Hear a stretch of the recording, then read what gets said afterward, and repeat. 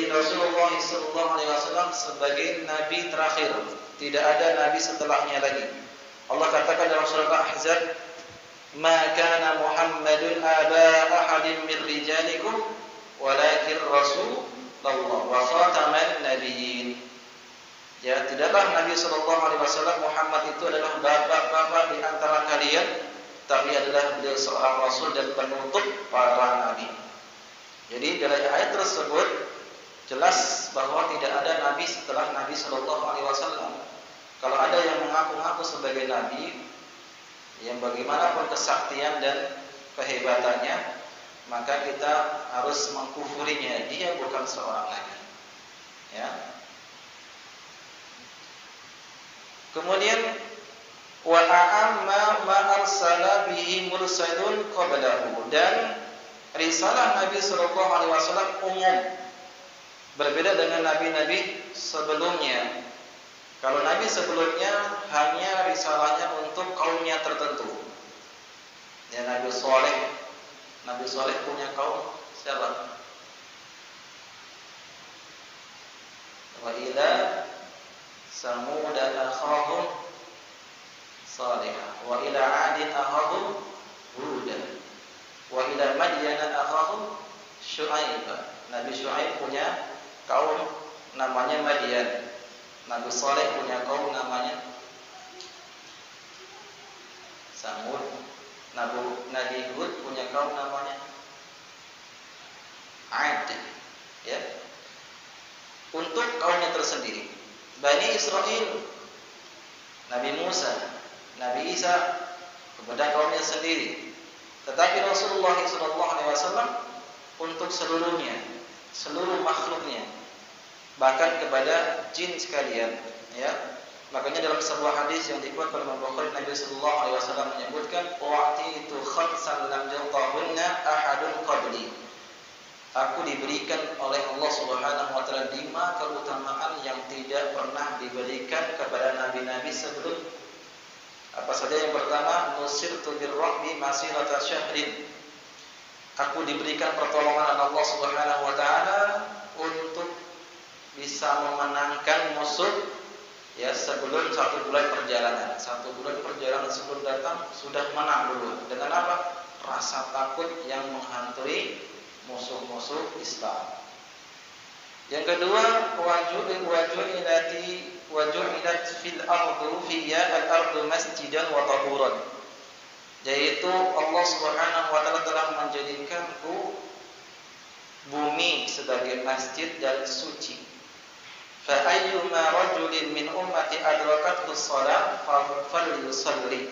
Siapapun di antara umatku yang mendapati waktu salat, segera dia salat. Ini hadisnya umum, tapi ada hadis yang khusus, kecuali salat di toilet WC, kemudian kuburan makbar. Jadi ada hadis yang umum, ada hadis yang khusus. Yang umum dibawa kepada yang khusus. Ya, tidak sembarangan. Kecuali salat di kuburan, itu pun ada, itu salat jenazah. Ya, baik. Yang ketiga, wa uhillat li al-maghanim wa lam tahilla li ahadin qabli, dan telah dihalalkan bagiku harta rampasan perang yang mana sebelumnya tidak dihalalkan bagi nabi-nabi sebelumku. Yang keempat, wa utitu syafa'ah, dan aku diberikan syafaat. Syafaat apa ini? Syafaatil ummah, syafaat yang besar pada hari kiamat. Dan yang kelima, wa kana an-nabiy sallallahu alaihi wasallam wa kana an-nabiy yub'atsu ila qaumihi khassatan wa bu'istu ila an-nasi 'ammatan. Adalah nabi sebelumku diutus untuk kaumnya secara khusus, sementara aku diutus untuk seluruh manusia. Ini beda antara Nabi sallallahu alaihi wasallam dengan nabi-nabi sebelumnya. Jadi risalahnya adalah umum, ya. Al-marfu'u dzikruhu ma'a dzikrihi fil ula, yang mana Nabi sallallahu alaihi wasallam diangkat penyebutannya di dunia bersama Allah Subhanahu wa taala. Seperti kita mendengar asyhadu an la ilaha illallah, setelahnya wa asyhadu anna Muhammadan abduhu wa rasul, atau dalam azan asyhadu an la ilaha illallah wa asyhadu anna muhammadar rasulullah. Setiap kali azan pasti ada nama sallallahu alaihi wasallam, Nabi sallallahu alaihi wasallam. Ini disebut oleh Allah Subhanahu wa taala, diangkat derajatnya, disebut-sebut namanya di dunia bersama nama Allah Subhanahu wa taala. Wasyafi al-musyaffa fil ukhra, dan beliau sallallahu alaihi wasallam adalah orang yang mendapatkan syafaat dan juga yang memberikan syafaat di akhirat. Afdalu khalqihi nafsan wa ajma'hum li kulli khuluqin radihi fi din wa dinan. Dan Nabi sallallahu alaihi wasallam adalah orang yang paling baik akhlaknya. Allah katakan dalam Al-Qur'an, wa innaka la'ala khuluqin azim, sesungguhnya engkau Muhammad betul-betul di atas akhlak yang mulia. Makanya Allah Subhanahu wa taala sebutkan dalam Al-Qur'an, laqad kana fikum rasulillahi uswatun hasanah. Laqad kana lakum fi rasulillahi uswatun hasanah. Sungguh pada diri Rasulullah bagi kalian ada uswah hasanah, di antara akhlak yang mulia. Wa khairuhum nasaban wa daram, dan sebaik-baik nasab dan juga tempat tinggal. Nasab Nabi sallallahu alaihi wasallam adalah Quraisy. Sampai Allah Subhanahu wa taala sebutkan dalam Al-Qur'an sebuah surat yang disebut dengan surat apa? Quraisy. Ya, Allah sebut suku Quraisy dalam Al-Qur'an. Nasabnya Quraisy, dan Nabi SAW dari Quraisy. Disebutkan dalam sebuah hadis yang diriwayatkan Muslim, Inna Allah astafa Kinanah min waladi Ismail. Sesungguhnya Allah telah memilih Kinanah dari keturunan anak Ismail. Wastafa Quraisyan min Kinanah, dan Allah telah memilih Quraisy dari Kinanah. Wastafa min Quraisyin Bani Hashim, dan Allah telah memilih Quraisy dari Bani Hashim. Wastafani min Bani Hashim, dan Allah telah memilihku dari keturunan Bani Hashim. Muhammad bin Abdullah bin Abdul Muttalib bin Abdul Manaf bin Qusay bin Kilab bin Murrah bin Ghalib bin Fihr bin, dan seterusnya. Ya, baik. Ini nasab yang mulia Quraisy, dan di bangsa, di kalangan bangsa Arab dahulu, Quraisy menjadi pemegang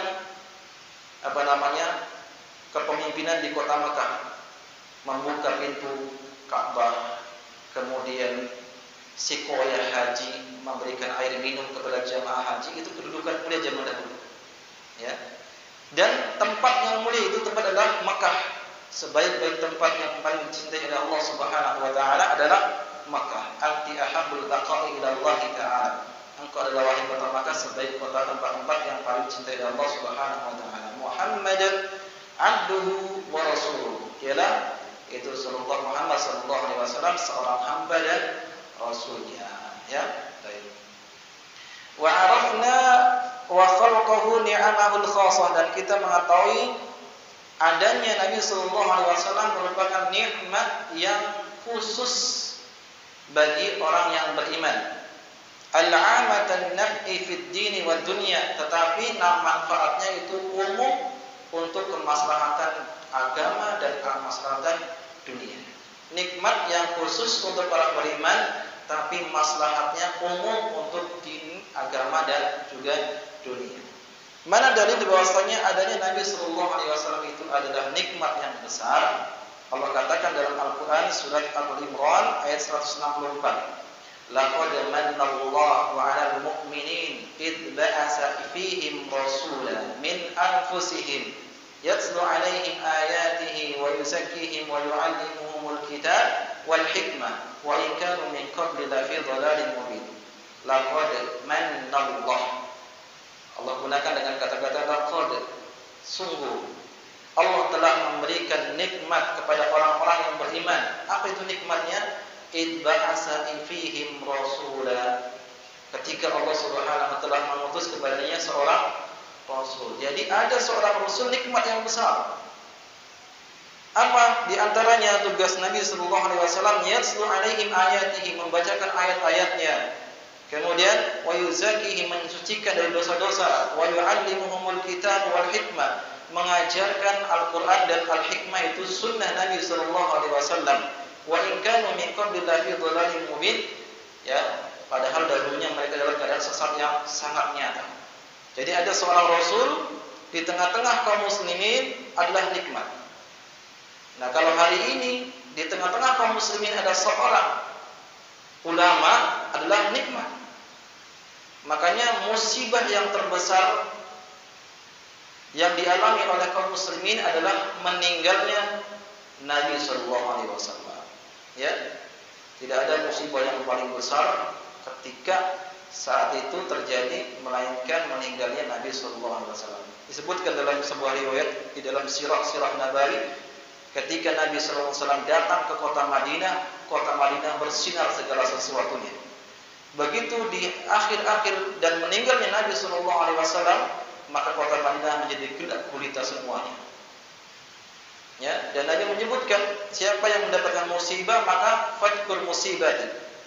Ingatlah musibahku, karena musibahku yaitu kematian diriku adalah musibah yang paling besar. Jadi kalau ada ulama yang mengajarkan ilmu agama, doakan kebaikan kepadanya, dijaga dan seterusnya. Ya, tidak seperti orang-orang Yahud Bani Israel. Ya, setiap tidak suka dengan ulama istakbar, berlaku sombong. Ya. Afakullama ja'akum rasul bima la tahwa anfusakum istakbartum. Ketika datang seorang rasul utusan yang mengajarkan ilmu agama tidak sesuai dengan hawa nafsunya, lalu dia berlaku sombong. Ini nikmat. Ketika seseorang tidak mensyukur nikmat ini, Allah akan cabut nikmatnya. Dengan apa? Dimatikannya para ulama. Ya. Sehingga kalau tidak ada lagi ulama yang mengajarkan, manusia dalam keadaan jahil. Nah, Allah katakan dalam Al-Quran, "Laqad ja'akum rasulun min anfusikum azizun 'alaihi ma 'anittum harisun 'alaikum bil mu'minina raufur rahim." Dalam surah At-Taubah 128. Ini Nabi SAW disebutkan dalam Al-Quran tentang sifat Nabi. Ada 3 dalam ayat tersebut. Laqad ja'akum rasulun min anfusikum. Telah datang kepada kalian rasul dari kalangan kalian sendiri, bangsa Arab, yaitu manusia dari keturunan Bani Israel, dari jenis kalian sendiri. Azizun 'alaihi ma 'anittum. Ini sifat yang pertama. Merasa kasihan, merasa berat dari penderitaan para sahabat. Jadi Rasul merasa kasihan, merasa berat atas penderitaan yang dialami oleh para sahabatnya. Azizun 'alaihi ma 'anittum. Yang kedua, harisun 'alaikum bil mu'minina raufur rahim. Harisun 'alaikum yaitu adalah Nabi sallallahu alaihi wasallam sangat antusias agar para sahabat beriman kepada Allah Subhanahu wa taala. Ini sifat yang kedua, mengajak untuk senantiasa beriman kepada Allah. Dan sifat yang ketiga, bil mu'minina raufur rahim. Raufur rahim. Dengan orang-orang yang beriman, Rasulullah SAW memiliki sifat Rauf Rahim, sifat pengasih dan sifat penyayang. Ya, Nabi SAW sangat sayang kepada umatnya, maka di antara sayang Nabi SAW memerintahkan mewanti-wanti dengan masalah bid'ah misalnya. Kenapa? Kullu bid'atin dhalalah wa kullu dhalatin finnar. Justru kalau kaum muslimin betul-betul membaca hadis ini, sebenarnya ini bentuk kasih sayang Nabi supaya dia selamat, tidak masuk ke dalam jurang api neraka. Bahaya kesyirikan jelaskan Nabi sallallahu alaihi wasallam, la'anallahu man dhabaha li ghairillah. Allah melaknat orang yang menyembelih bukan karena Allah. Ya. Man kana halifan falyahlif billah, siapa yang bersumpah dengan nama Allah. Diperingatkan oleh Nabi SAW, ini bentuk sayang Nabi SAW kepada umatnya. Jadi terkadang sebagian kaum muslimin ketika mendapatkan peringatan dari seseorang langsung buruk hatinya keluar. Padahal itu adalah kasih sayang. Ya, peringatan layaknya seperti obat. Obat itu pahit tapi dia menyembuhkan. Ya. Dan Nabi SAW menyebutkan seperti ini. Kullu bid'atin dhalalah, tapi sebagian orang tidak terima. Baik itu bentuk kasih sayang Nabi SAW kepada umatnya.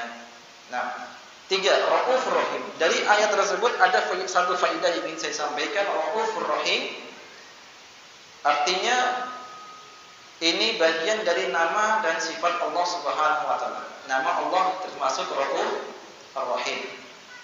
Iya. Kata Al-Imam Ibnu Khuzaimah dalam kitab Tauhid. Ya, kitab tauhid itu banyak. Ada kitab tauhid Imam Ibnu Khuzaimah, ada kitab tauhid yang dikenal juga yang kita sering pelajari Syekh Muhammad bin Abdul Wahhab. Kalau kitab tauhidnya Imam Ibnu Khuzaimah itu berisi tentang asma wa sifat. Kalau kitab tauhidnya Syekh Muhammad bin Abdul Wahhab adalah ibadah al-uluhiyah, perintah untuk mentauhidkan Allah, mengesahkan Allah dalam masalah ibadah. Tauhid uluhiyah. Nah, disebutkan bahwa persamaan nama ya tidak melazimkan persamaan zat. Ya, persamaan nama tidak melazimkan persamaan zat. Jadi Imam Ibnu Utsaimmah itu punya guru namanya Rabi bin Sulaiman. Rabi bin Sulaiman punya guru namanya Imam Asy-Syafi'i. Iya, bahwasanya persamaan nama tidak melazimkan persamaan zat. Allah Subhanahu wa taala sifati Nabi sallallahu alaihi wasallam dengan Raufur Rahim. Apakah Allah menyamakan dirinya dengan Nabi Muhammad sallallahu alaihi wasallam? Jawabannya tentu tidak.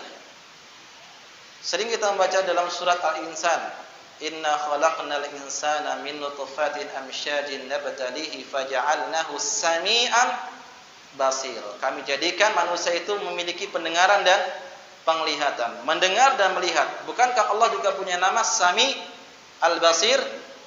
Apakah Allah menyamakan dirinya dengan makhluknya? Tidak. Ya.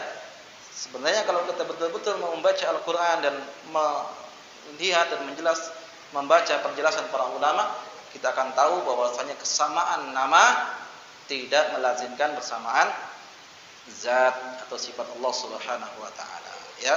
Baik.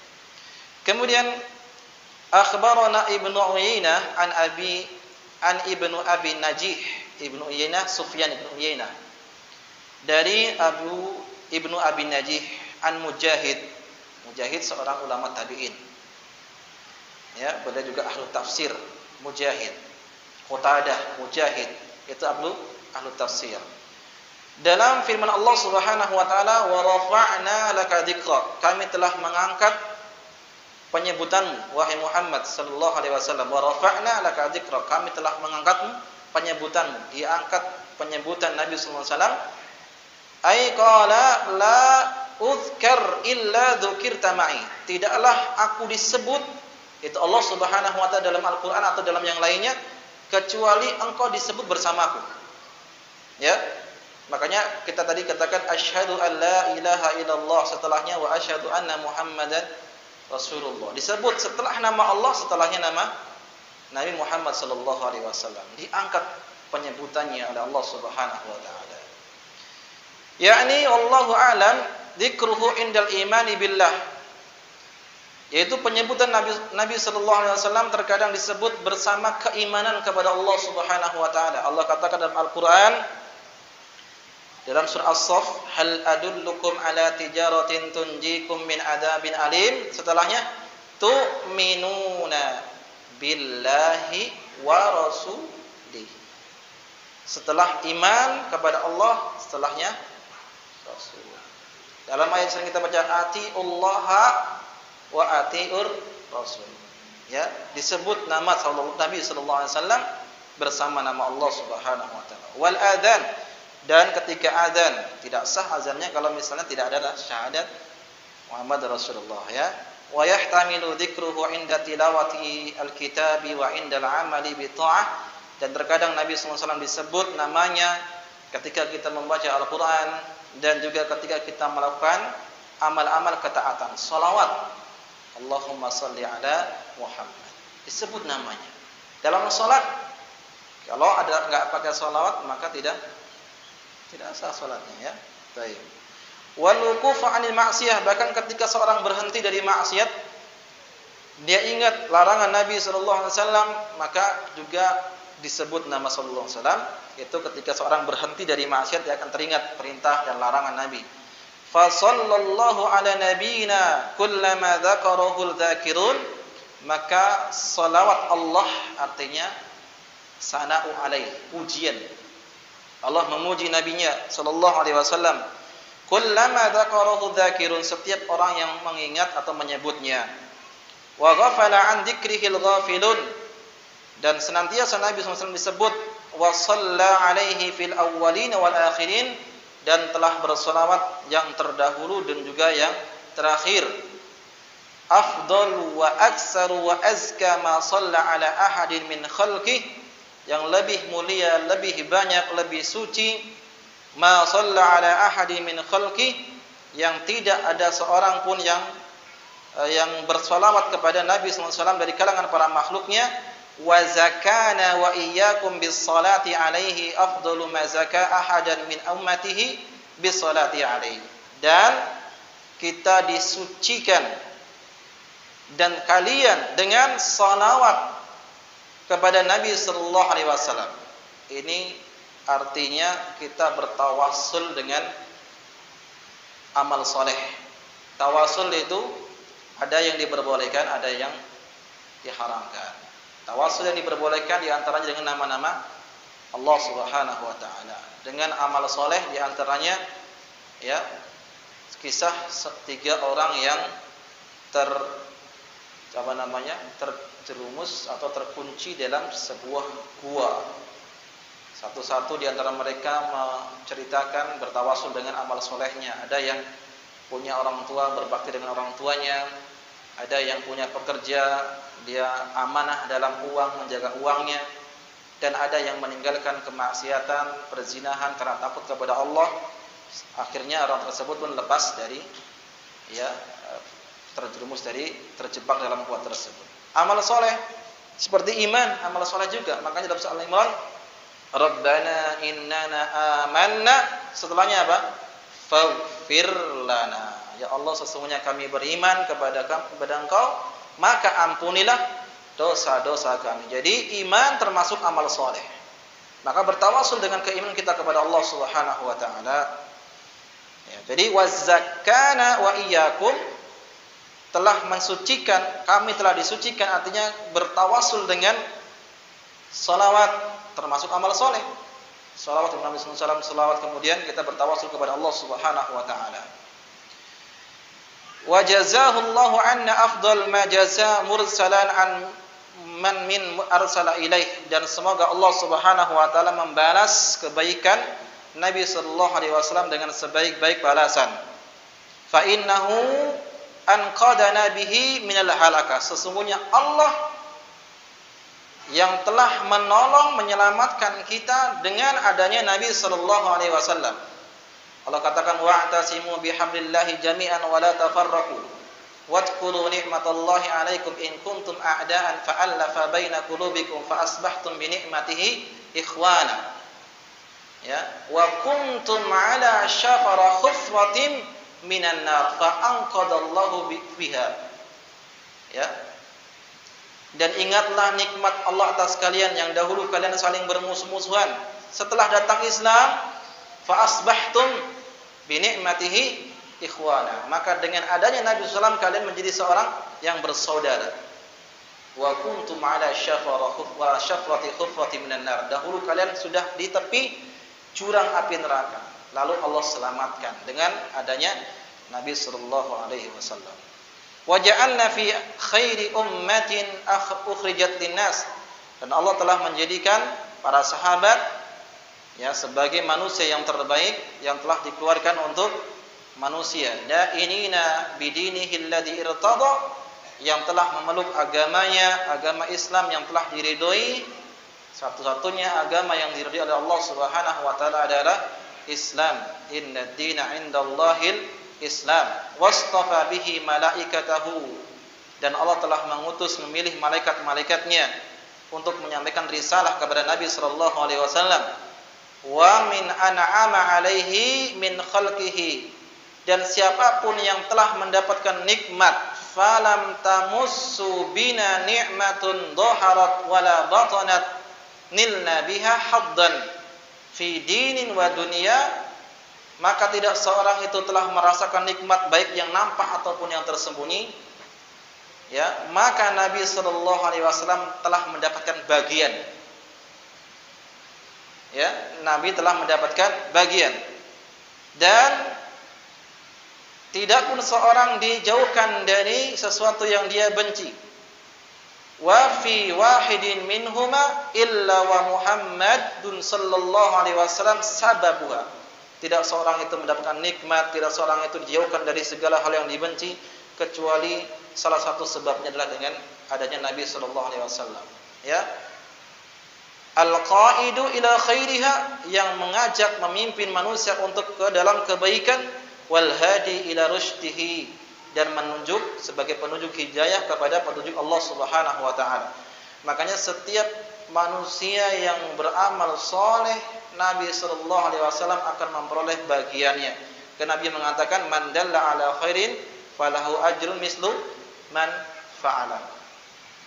Siapa yang menunjukkan kebaikan, maka dia mendapatkan kebaikan seperti orang yang mengamalkannya. Siapa pertama kali mengajar kita Islam? Nabi sallallahu alaihi wasallam. Makanya tidak perlu kita mengucapkan ila hadratin Nabi sallallahu alaihi wasallam lahu Fatihah, menghadiahkan apa? Al-Fatihah kepada Nabi. Secara otomatis Nabi sallallahu alaihi wasallam telah mendapatkan bagian yang begitu banyak dari umatnya.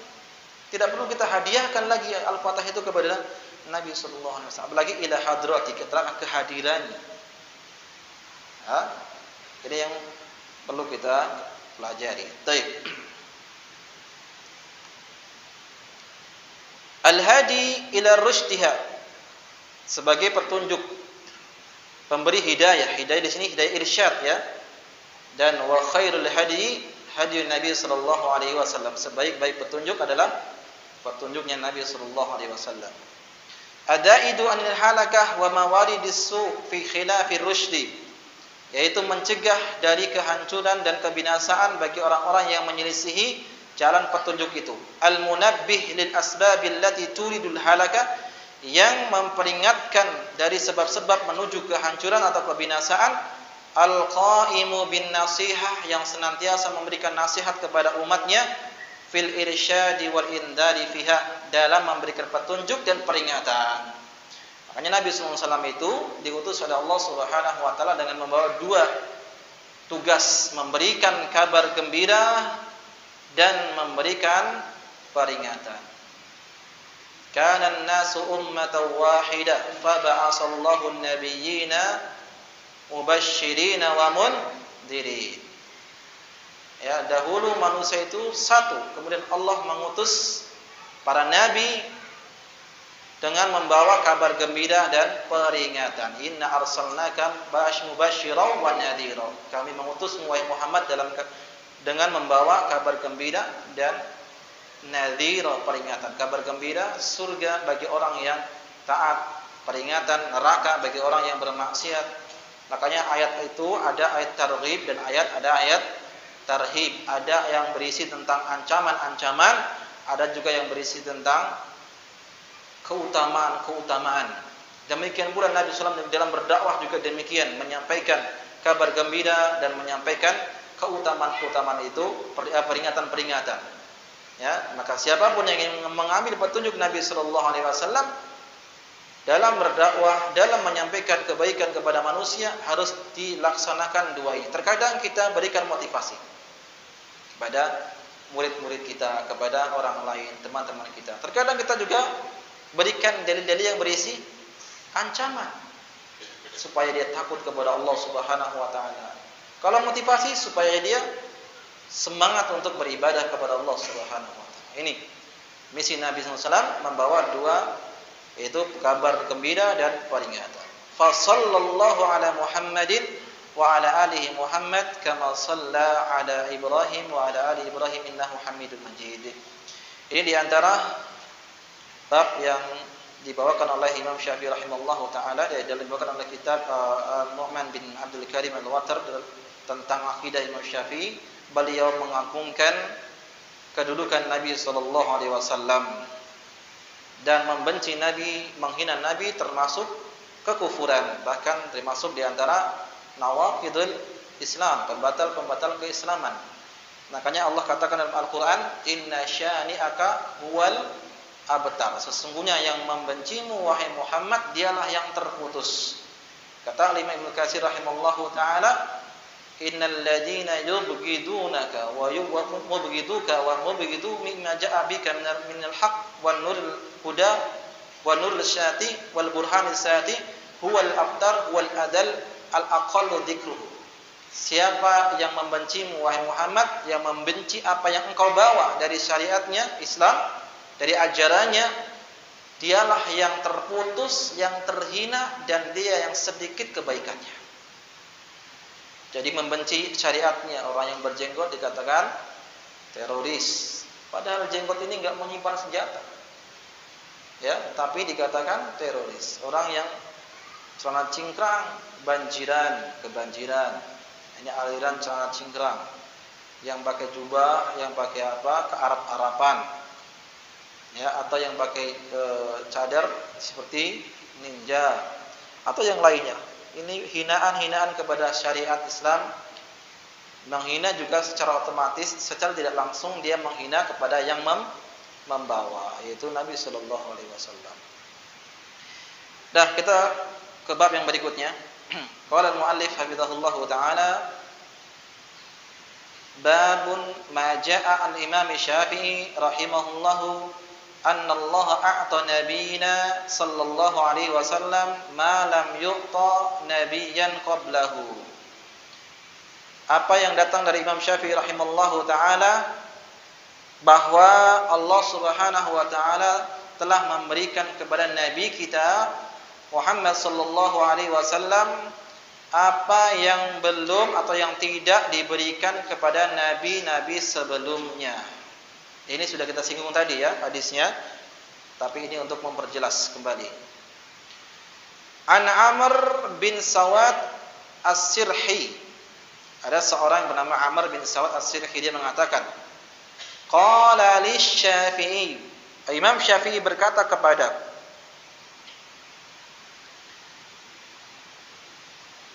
ma a'tallahu nabiyyan ma a'ta Muhammadan sallallahu alaihi wasallam. Atau Amr bin Sawad berkata, ma'atallahu nabiyyan ma'ata Muhammadan. Apa yang telah Allah berikan kepada seorang nabi tidak sama dengan apa yang Allah berikan kepada Nabi sallallahu alaihi wasallam. Faqultu, maka aku katakan, kata Amr bin Sawad, a'ta Isa ihya al-mauta.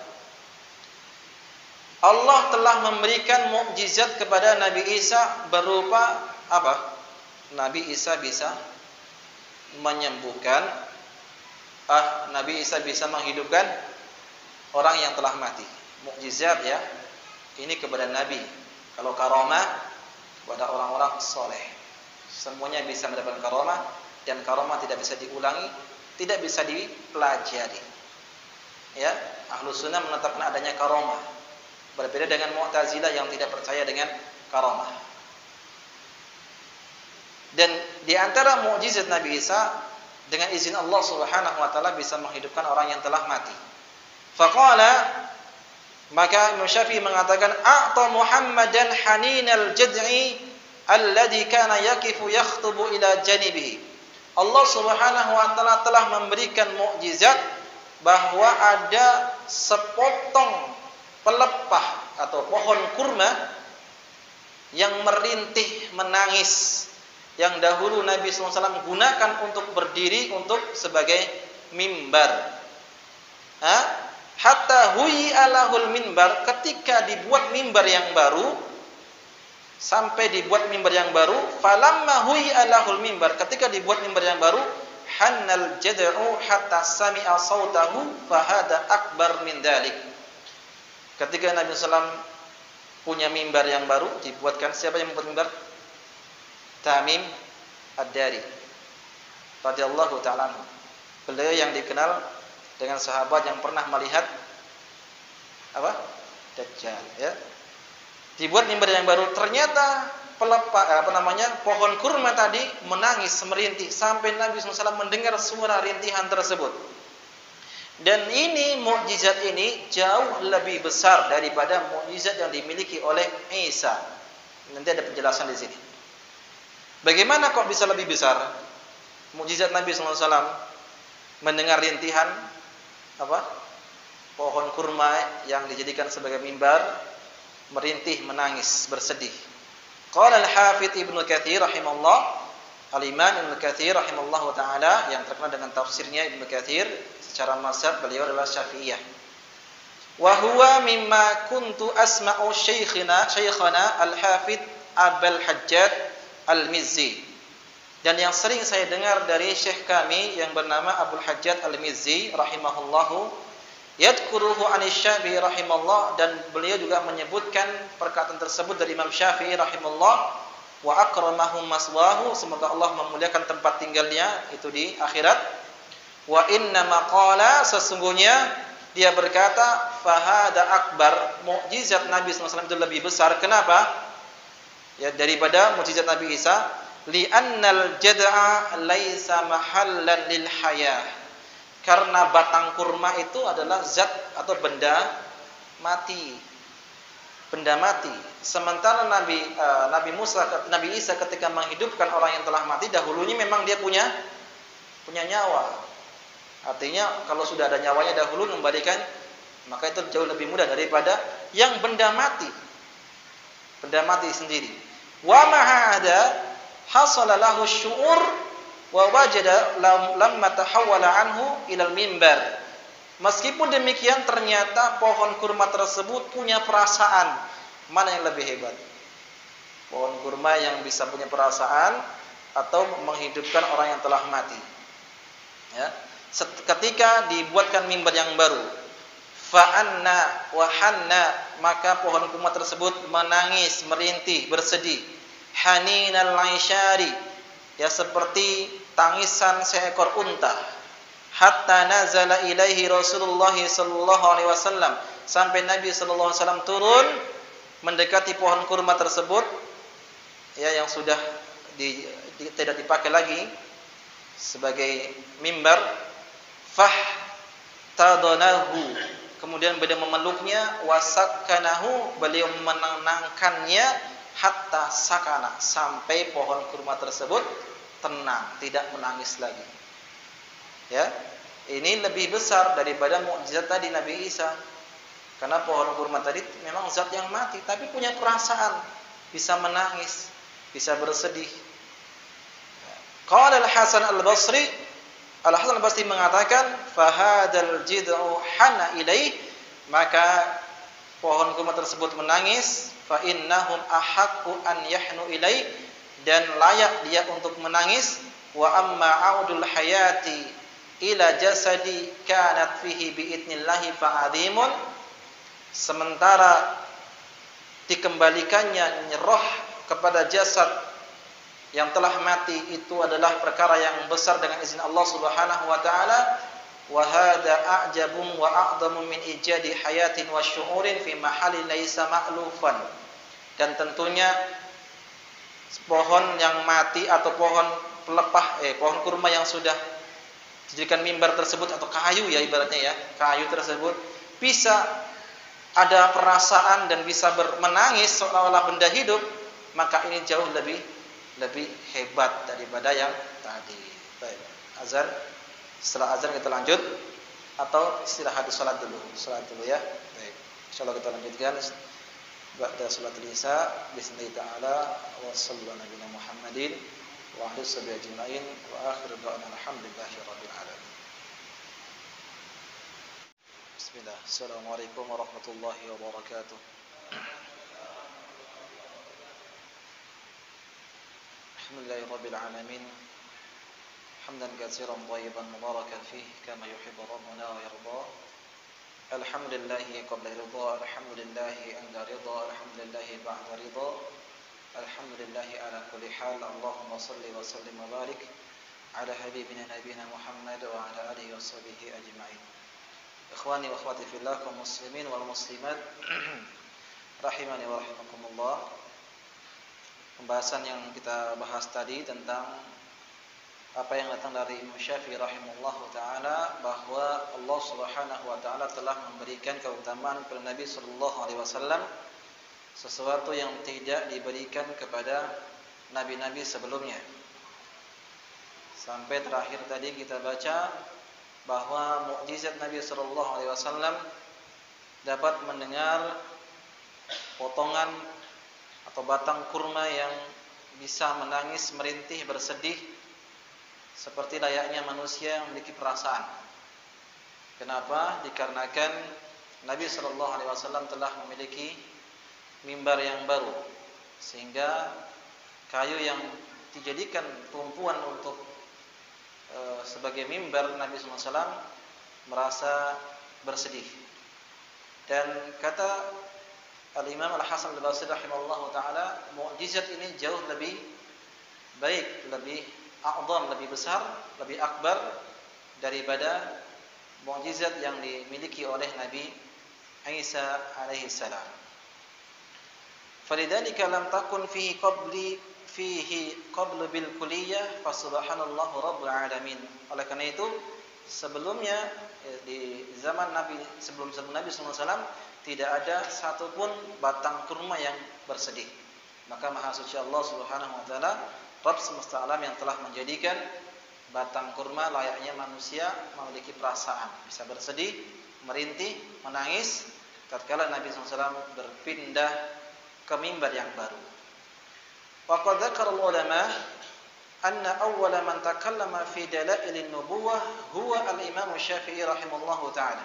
Disebutkan oleh para ulama bahwa orang yang pertama kali menyebutkan tentang bukti-bukti kenabian, dalail nubuwah, huwa al-Imam Syafi'i rahimahullahu taala. Di antaranya adalah yang pertama kali membawakan tentang bukti-bukti kenabian adalah al-Imam Syafi'i rahimahullahu taala. Qala al-Hafidz Ibnu Katsir rahimahullahu taala, al-Imam Ibnu Katsir mengatakan, wa qad kuntu sami'tu min syekhina al-Imam al-Allamah al-Hafidz Abil Hajjaj al-Mizzi. Saya telah sering mendengar dari syekh kami, guru kami, al-Imam al-Allamah al-Hafidz Abil Hajjaj al-Mizzi, taghammadahu Allah bi rahmati, semoga Allah melimpahkan rahmat kepadanya. Anna awwala man takallama fi hadzal maqam al-Imam Abu Abdullah Muhammad bin Idris Asy-Syafi'i rahimallahu taala. Bahwa yang pertama kali berbicara tentang ini, tentang kedudukan Nabi sallallahu alaihi wasallam lebih mulia, ya, dan Allah telah memberikan keutamaan kepada Nabi sallallahu alaihi wasallam yang tidak diberikan kepada nabi-nabi sebelumnya, adalah Al-Imam Abu Abdullah Muhammad bin Idris yang disebut dengan Al-Imam Asy-Syafi'i rahimahullahu ta'ala. Baik, dalam hadis atau pembahasan ini disebutkan bahwa Nabi memiliki keutamaan, tetapi Nabi memiliki keutamaan daripada nabi-nabi yang lain. Tetapi di sana ada hadis yang dikeluarkan oleh Imam Bukhari. Nabi SAW menyebutkan, yang pertama, ana sayyidu waladi Adam. Saya adalah penghulu, ya, pemimpinnya anak manusia, anak Adam, yang terbaiklah di antara manusia. Ada hadis yang berikutnya, atau yang dalam hadis yang lain, sama juga hadisnya dikeluarkan Imam Bukhari. Nabi mengatakan, la tufaddilu ala Musa. Jangan kalian banding-bandingkan aku dengan Musa. Jangan mengutamakan aku dengan Nabi Musa. Jadi seolah-olah hadis yang pertama dan kedua itu bertabrakan, bertentangan, ya. Dalam riwayat lain Nabi mengatakan, la tufaddilu bainal anbiya. Jangan mengutamakan di antara para nabi. Ini lebih mulia, ini lebih mulia, ini tidak. Bagaimana cara menjawab dari atau mengkompromikan dari dua hadis yang seolah-olah bertentangan ini? Jawabannya adalah tidak boleh mengutamakan satu nabi dengan nabi yang lain jika atau karena fanatik kepada satu golongan, satu nabi saja. Ini nabinya dari Bani Israel, oh dia yang dimuliakan. Ini nabinya dari nabi dia yang diutamakan, ya. Yang lain tidak. Nah, ini tidak boleh. Kalau fanatik kepada satu golongan, fanatik kepada satu ini, maka tidak diperbolehkan. Jadi makanya Nabi mengatakan la tufaddilu baina al-anbiya, la tufaddiluni baina ala Musa. Jangan kalian mengutamakanku di atas Nabi Musa. Kalau dia mengutamakan satu nabi dengan nabi yang lain dikarenakan fanatik satu golongan, maka ini tercela. Itu yang dikatakan la tufaddiluni ala Musa. Jawaban yang kedua, kalau dia mengutamakan sebagian nabi dengan atas sebagian yang lain dengan tujuan untuk merendahkan nabi yang lain, maka ini juga tercela. Ya, semua para nabi itu mulia, tapi ada nabi-nabi memang yang lebih mulia. Itu yang kita pahami. Ya, tidak boleh merendahkan satu nabi dengan nabi yang lainnya. Memang nabi itu bertingkat-tingkat keutamaannya. Allah sendiri katakan tilkar rusulu faddalna ba'dahum 'ala ba'din. Tetapi tidak boleh merendahkan sebagian nabi dan tidak boleh merendahkan karena fanatik kepada satu golongan, ya, satu golongan. Baik. Dan ini yang dijadikan sebagai landasan kita untuk menghilangkan fanatisme, ya, baik dengan daerah, baik dengan suku, baik dengan bahasa atau yang lainnya. Karena dahulu kaum muslimin sebelum datang Islam mereka saling berperang. Suku Aus dan Khazraj di kota Madinah itu 100 tahun sampai mereka bosan berperang. Sehingga datanglah Islam menyatukan mereka. Wa asbahtum bi ni'matihi ikhwana. Makanya Nabi sallallahu alaihi wasallam ketika mendengar sahabat, ya lal ansar, wahai ansar. Satu lagi mengatakan, ya muhajirin, wahai muhajirin. Yang ansar manggil ansar, yang muhajirin manggil muhajirin. Sini. Mau apa rupanya? Mau bertikai. Ya, membangga-banggakan dengan kelompoknya. Maka Nabi melarang hal tersebut dan menasihati Nabi, kalian itu seperti menyeru seruan jahiliyah. Padahal sudah datang Islam. Nah, ini dia. Tapi itu yang disebutkan Nabi sallallahu alaihi wasallam dalam hadisnya, arba'atun min ummati min amril jahiliyah la yatrukuhunna. Ada 4 perkara dari umatku yang termasuk perkara jahiliyah yang sulit untuk ditinggalkan. Salah satunya adalah al-fakhru bil ahsan. Ya, berbangga-bangga dengan kedudukan, nasab, menghina nasab orang lain, berbangga dengan kelompoknya. Padahal Allah Subhanahu wa taala menyebutkan wala takunu minal musyrikin. Jangan seperti orang-orang musyrik. Apa orang musyrik itu? Yang memecah belah agama mereka. Kullu hisbin bima ladaihim farihun. Setiap kelompok di antara mereka saling berbangga-bangga. Kamilah yang paling zen, yang paling bagus. Kelompok itu tidak. Ini hizbiyah namanya. Nah, kita lanjutkan ma'asal muslim dan muslimah bab yang berikutnya. Tetapi ini namanya tidak selesai ya. Mudah-mudahan kalau ada waktu selesai, tapi kita bahas dulu sebentar. Babun ma ja'a al-Imam Syafi'i rahimallahu fi dhabitil bid'ah wa dammi ahliha. Ya, apa yang datang dari Imam Syafi'i rahimallahu taala dalam pengertian apa itu tentang bid'ah dan celaan bagi pelakunya. Nah, ini Imam Syafi'i rahimallahu taala menyebutkan tentang masalah bid'ah. Tapi ternyata orang-orang yang mengaku sebagai Syafi'iyah alergi dari kata-kata bid'ah. Ya. Yang ini seharusnya untuk kita pelajari bersama-sama. Mari kita duduk dengan lapang dada, kita lihat penjelasan dari ulamanya sendiri yang dia menisbatkan kepadanya.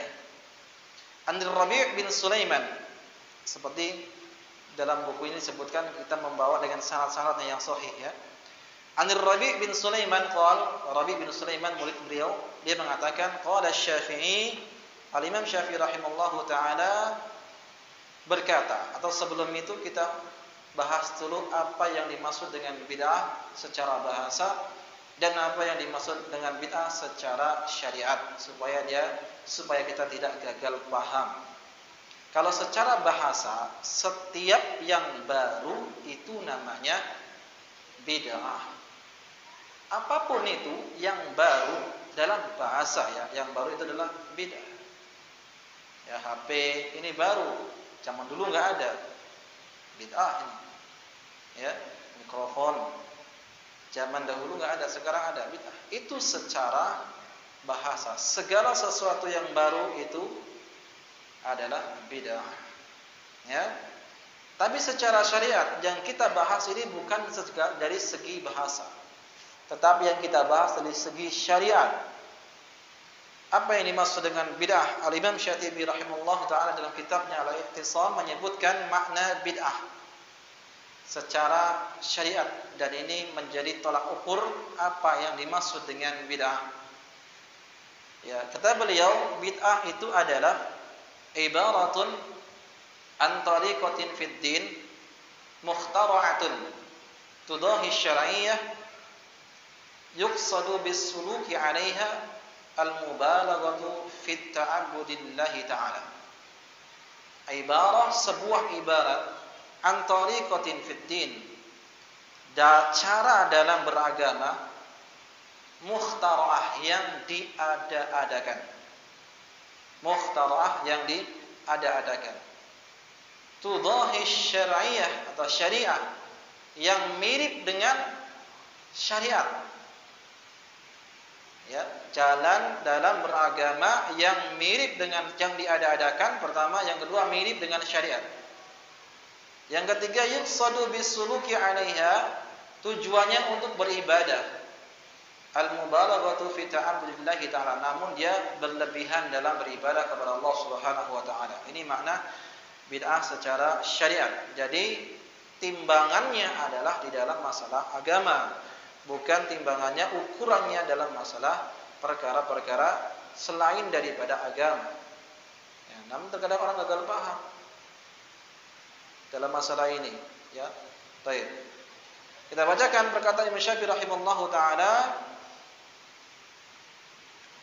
al-muhdatsatu minal umuri darban. Perkara-perkara baru dalam masalah agama ini ada dua. Ahaduhuma, yang pertama, ma ahdasa yukhalifu kitaban aw sunnatan aw asaran aw ijma'an fahadhil bid'atu dhalalah.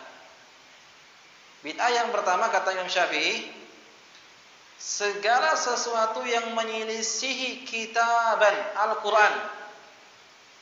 Yang kedua, sunnatan, menyelisihi sunnah hadis Nabi sallallahu alaihi wasallam. Au asaron, atau asar. Ya, au ijma' atau ijma'. Fahadhil bid'atud dhalalah. Inilah yang disebut dengan bid'ah yang sesat.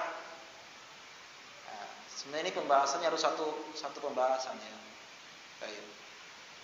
Tapi kalau nggak selesai, insyaallah kita sambung di bulan datang.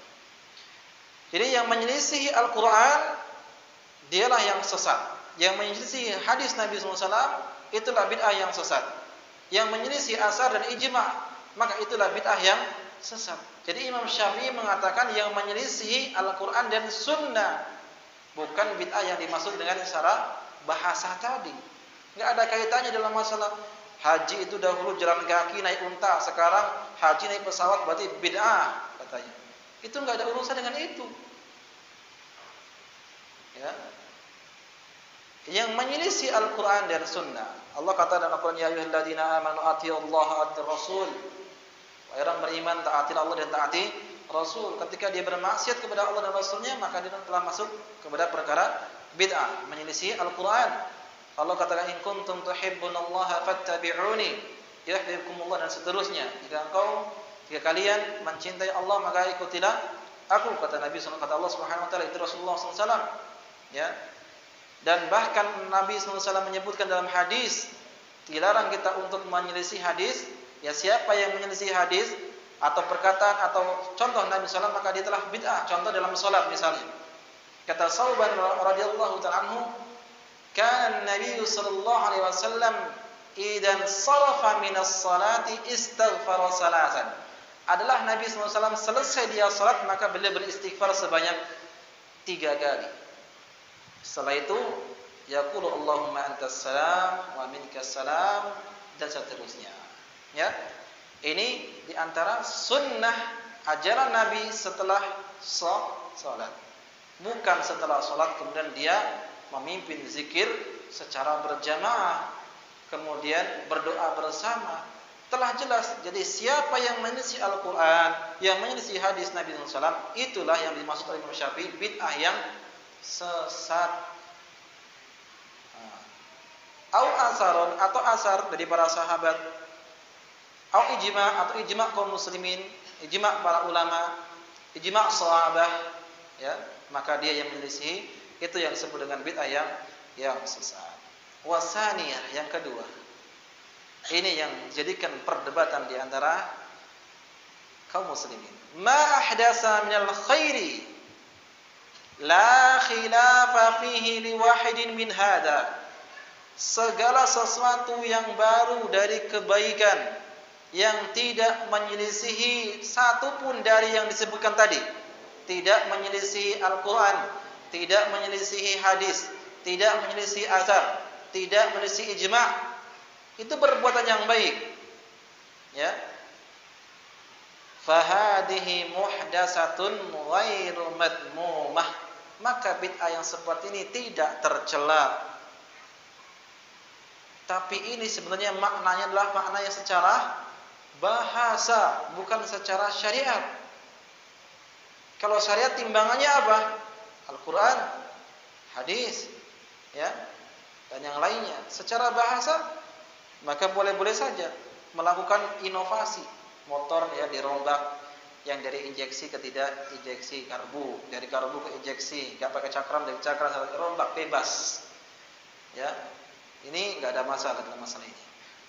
Nah, untuk menguatkan perkataan daripada Imam Syafi'i rahimahullahu taala, beliau sendiri mengatakan waqad qala Umar radhiyallahu taala, Umar berkata fi qiyami syahri Ramadan, tentang salat di bulan Ramadan, yaitu salat tarawih.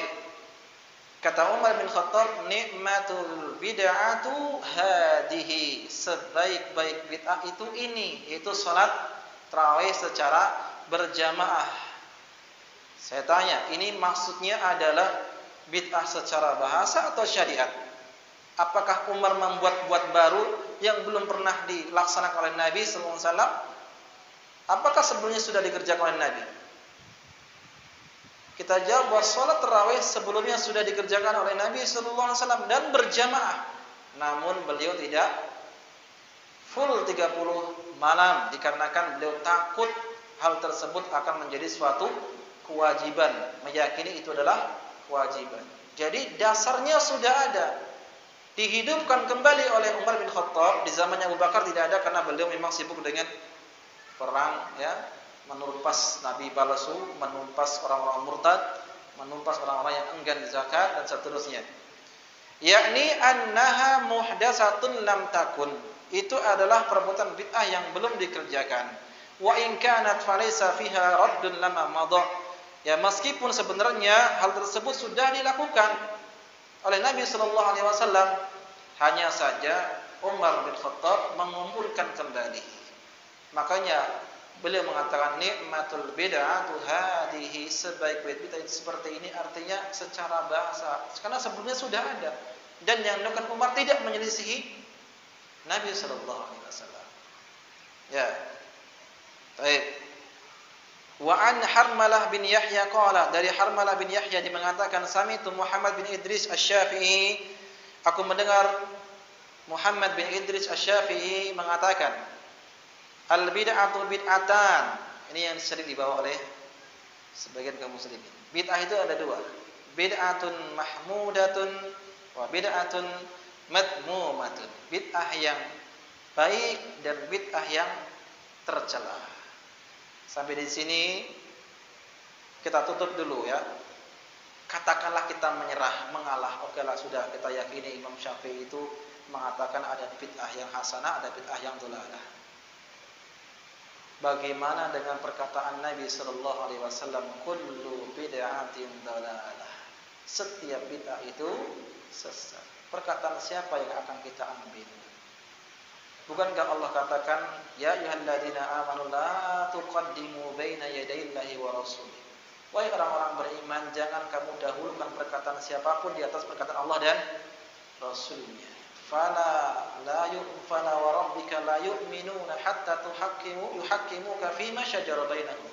Demi Allah, kalian tidak akan pernah beriman, tidak sempurna imannya sampai kalian menjadikan Nabi sebagai pemutus perkara, urusan.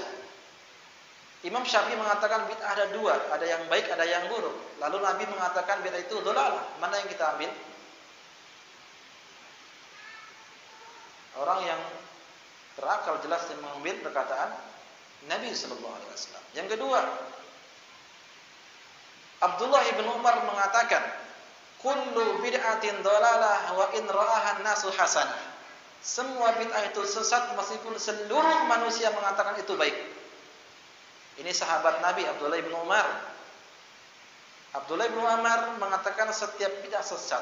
Sementara Imam Syafi'i mengatakan ada yang baik. Mana yang kita ambil? Yang ketiga, gurunya Imam Syafi'i yang bernama Imam Malik, Imam Darul Hijrah mengatakan bahwasanya man ibtada'a fil islami bid'atan yaraha hasanah faqad za'ama anna Rasulullah sallallahu alaihi wasallam khana risalah.